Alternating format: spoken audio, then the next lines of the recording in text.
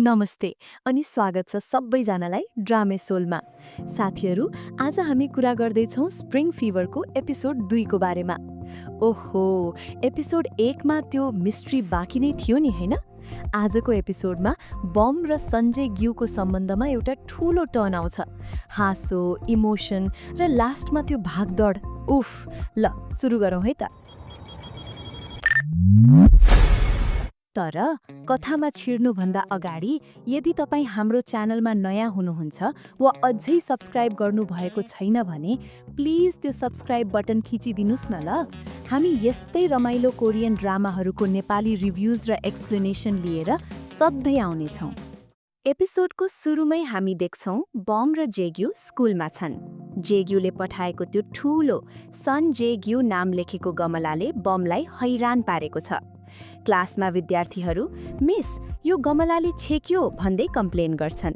बमलाई रिस उठ्छ र त्यो गमला फिर्ता लैजान भन्छन्। जेक्यू चाहिँ मान्छे नै युनिक के, उसलाई त्यो गिफ्ट फिर्ता लानै मन छैन। त्यही बीचमा बमलाई उनको बुबाको फोन आउँछ। यहाँ अलिकति इमोसनल सिन छ है।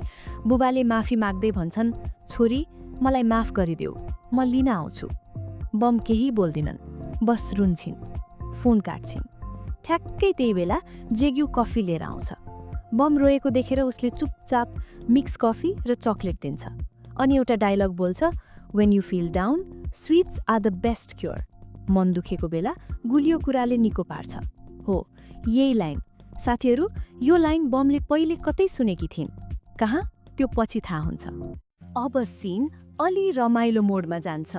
स्कुलमा बमलाई नचाहँदा नचाहँदै जबरजस्ती ग्रीन एनर्जी क्लबको इन्चार्ज बनाइन्छ।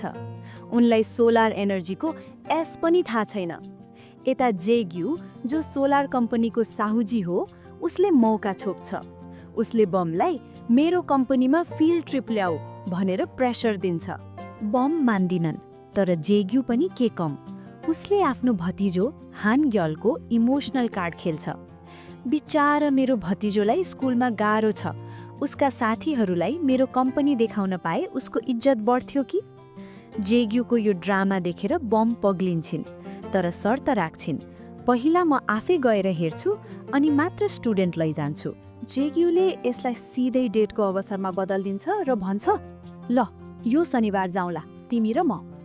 बमले हानग्योललाई पनि लैजाने भन्छन्, तर जेग्यूको मुहारमा जुन चमक आउँछ नि, त्यो देख्दा लाग्छ केटा पुरै फ्लट मुडमा छ।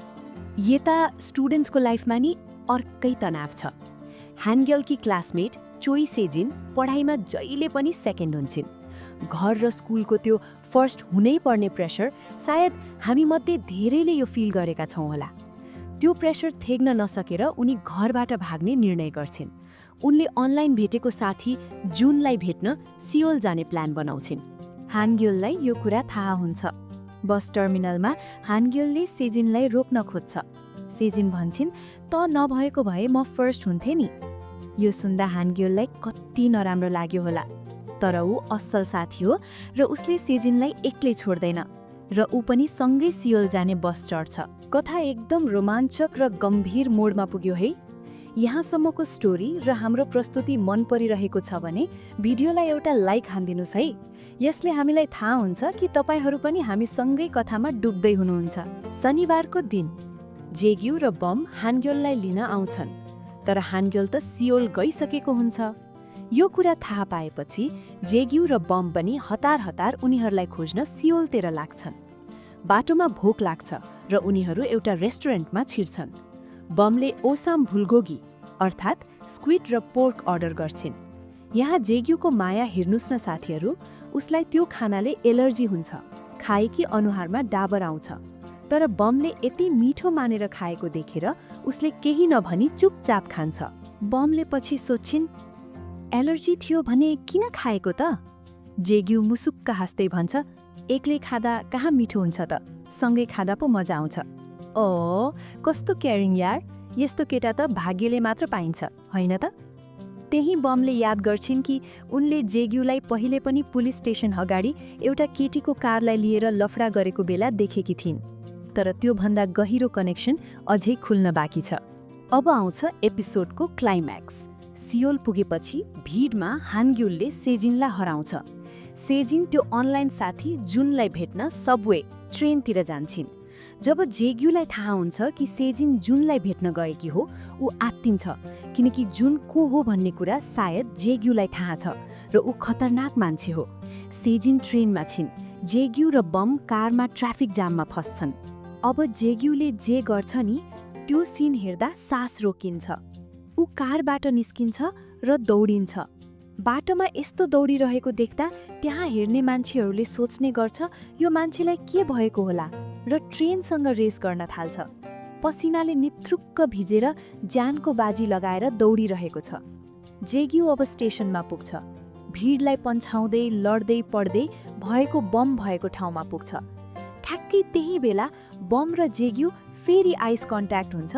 फेरि दुवैजना एकअर्कामा हराउँदैछन्। यो सिन कथाभरिकै रोमान्टिक हो। म त यो सिन हेर्दा कता कता पुगेको नि। ओहो साथीहरू, एपिसोड यहाँ सकिन्छ। जेग्यू बाहिरबाट जति केयरलेस वा ठट्याउलो देखिए पनि भित्र कति केयरिङ र साहसी छ भन्ने यो एपिसोडले देखायो। अनि सेजिन र हानग्युलको स्टोरीले पनि आजको विद्यार्थीको पीडा बोलेको छ। अर्को एपिसोडमा के होला? के बमले जेग्यूलाई मैले तिमीलाई चिने भन्लिन्? अनि त्यो रहस्यमय जुन को हो? के उसले सेजिनलाई फेरि अप्ठ्यारोमा पार्ला? यो सबै जान्नको लागि अर्को एपिसोड कुर्नै पर्ने भयो। तपाईलाई जेग्यूको त्यो हिरो जस्तो ट्रेन चेज गर्ने सिन कस्तो लाग्यो? अनि के बम र जेग्यूको जोडी अब रोमान्सतिर अघि बढ्ला त? आफ्नो विचार तल कमेन्ट बक्समा लेख्नुस् है। म सबैको कमेन्ट पढ्नेछु। यदि यो रिभ्यू एक्सप्लेनेसन मन पर्यो भने भिडियोलाई लाइक र साथीहरूसँग शेयर गर्न नबिर्सिनुहोला। अर्को एपिसोडको अपडेटको लागि तपाईँ हाम्रो च्यानल ड्रामे सोललाई सब्स्क्राइब गरेर त्यो छेउको बेल आइकन घन्टी दबाउनुहोस् ल। आजलाई यति नै। By by.